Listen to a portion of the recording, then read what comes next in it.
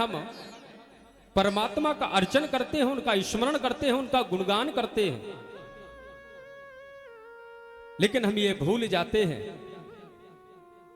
कि माया और काया के इस बंधन को हम ना तो समझ पाते हैं और ना ही छोड़ पाते हैं। तो परमात्मा ने गृहस्थ जीवन में भी हम सभी के ऊपर कृपा की है। सनातन धर्म में साधु संतों के लिए त्रिकालिक संध्या वंदन का जो व्रत और अनुष्ठान कहा गया है, लेकिन गृहस्थ आश्रम में रहकर हम प्रातः काल और संध्या काल सिर्फ भगवान की भक्ति, राम नाम का स्मरण करने पर ही भगवान की प्राप्ति कर और ऐसे सतगुरुओं का चरणों का आशीष लेकर मोक्ष की प्राप्ति कर सकते हैं। महाराज जी ने अभी व्यास गद्दी से कहा कि मांगने से आपको जो वस्तु चाहिए वो तो प्राप्त हो जाएगी, लेकिन बिना मांगे आपको वो अमूल्य वस्तु भी प्राप्त हो सकती है जो जीवन में आप कल्पना भी नहीं कर सकते। संतों के चरणों में वो अद्वितीय कृपा होती है जिससे संतों के दर्शन करने से परमात्मा भी प्रसन्न होते हैं। चारों युगों में परमात्मा ने अवतरण लिया और अवतरण लेकर संतों की सेवा की। चाहे भगवान श्री राम हो, चाहे यदुकुल नंदन श्री कृष्ण हो, सभी ने साधु संतों का सत्कार किया है और उनका अर्चन वंदन किया है। और हम उन्हीं के अंश हैं।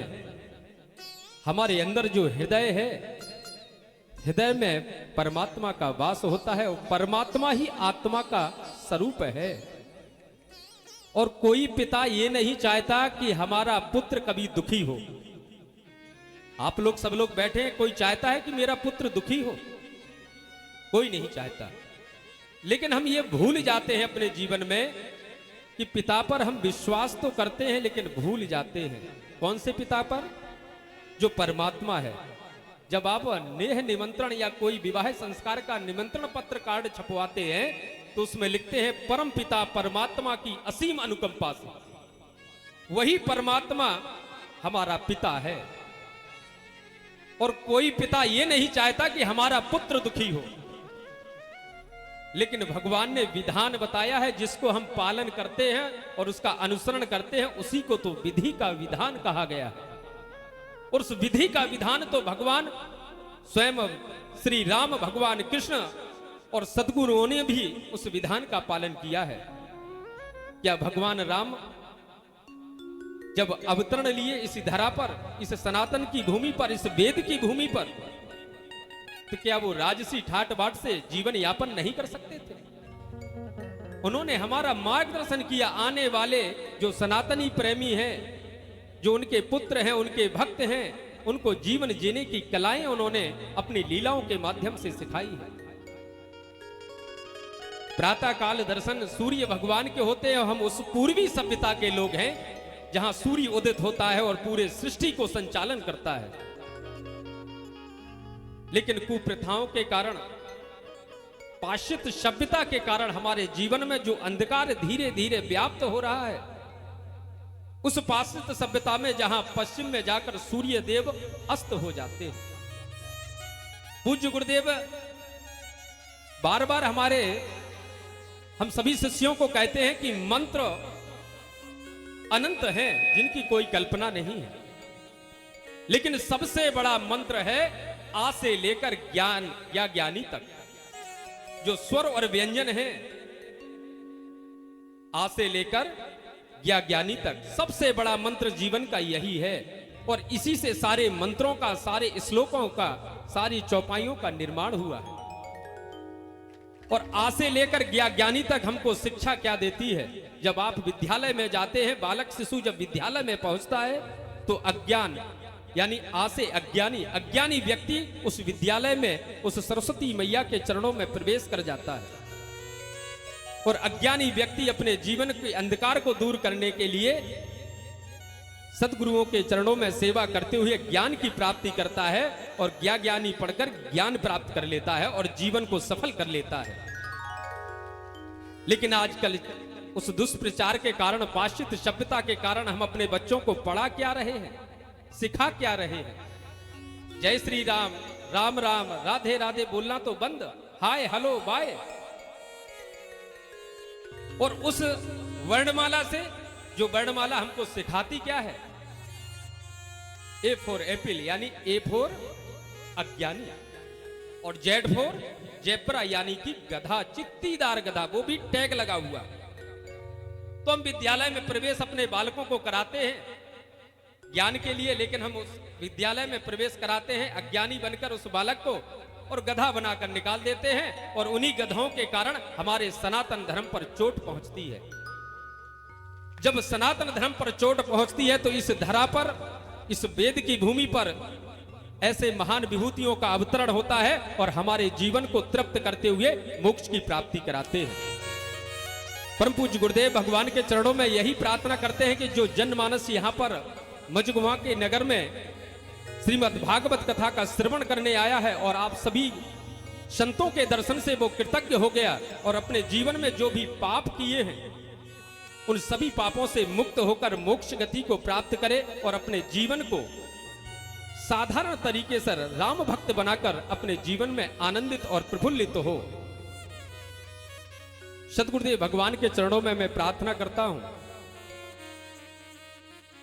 दरबार तो आप सभी लोग देख ही रहे हैं, और दरबारों के प्रकार अब इस सनातन धर्म में उसी प्रकार हो गए हैं जैसे कि आप जब देखते हैं कि कोई गर्मियों के दिनों में आइसक्रीम वाला निकलता था तो बच्चे दौड़ लगा लेते थे। दरबार अच्छी बात है, चलाना चाहिए, क्योंकि ईश्वर की भक्ति है और ईश्वर की कृपा है, लेकिन उस ईश्वर की कृपा को व्यक्ति तक पहुंच जाए, व्यक्ति का कल्याण हो जाए, व्यक्ति का भला हो जाए, और वो आपसे पूर्ण और कृतज्ञ हो जाए, तो वो दरबार सार्थक है।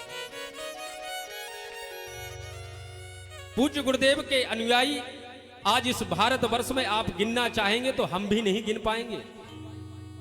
परम पूज्य गुरुदेव के दिव्य दरबार, त्रिकालदर्शी दिव्य दरबार में प्रतिदिन सायं 6:30 बजे से ईश्वर टीवी, साधना टीवी और यूट्यूब के माध्यम से, वेबसाइट के माध्यम से निरंतर चलता है, और ऐसा कोई दिन नहीं जाता कि पूज्य गुरुदेव किसी भक्त को आशीर्वाद ना दें उस गद्दी से कि जा दरबार चला और जन कल्याण कर।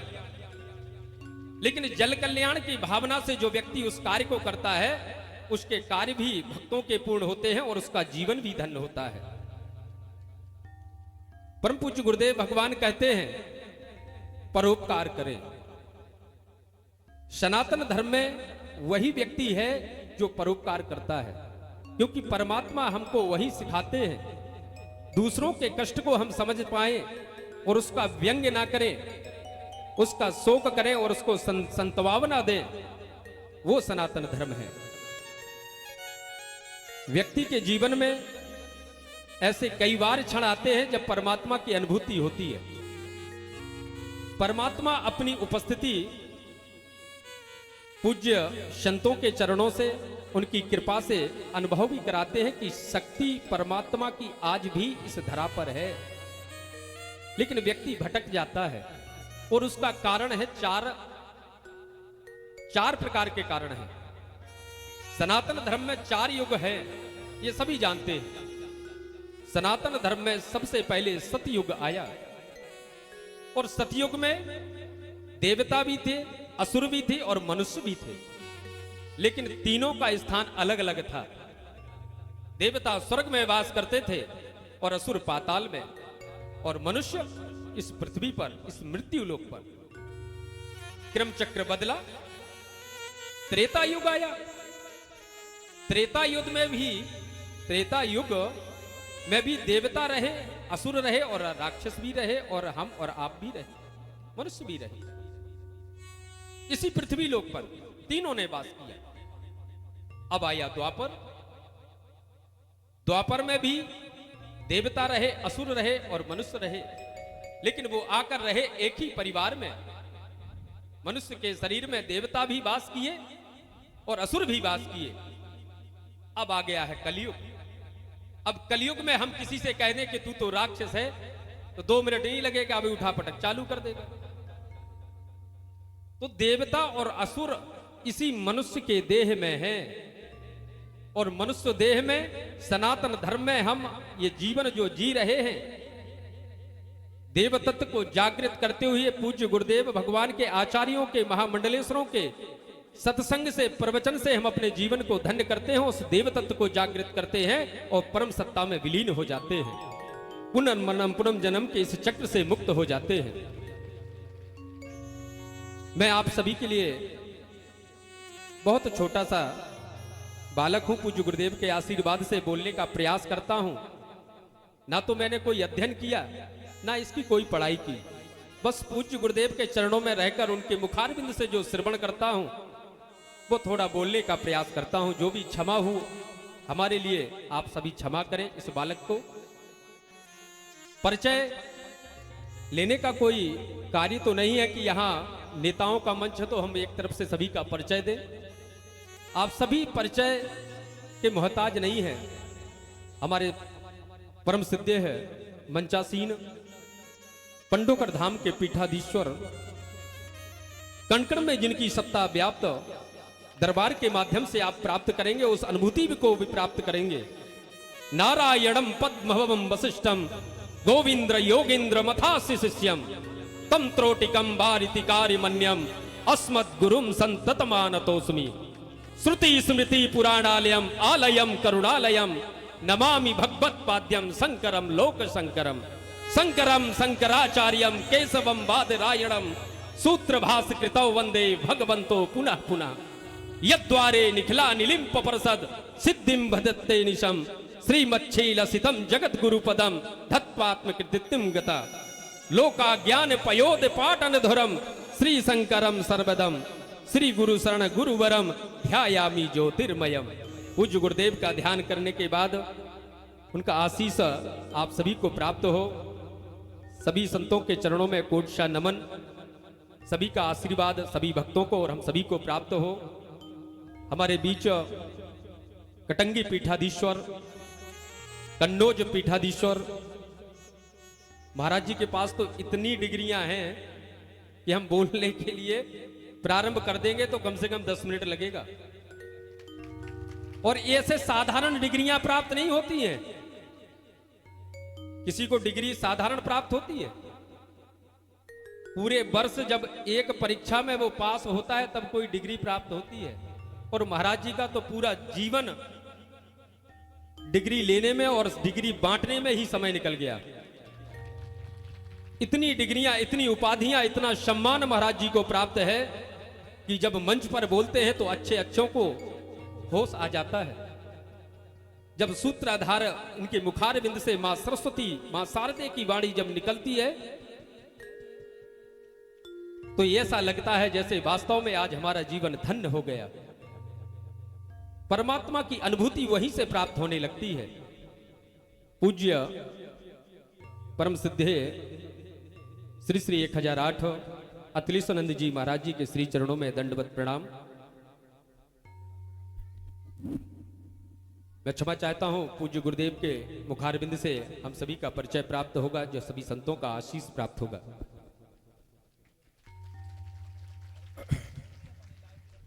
बोलिए श्रीमद् भागवत महापुराण की जय। वेद व्यास जी महाराज की जय हो।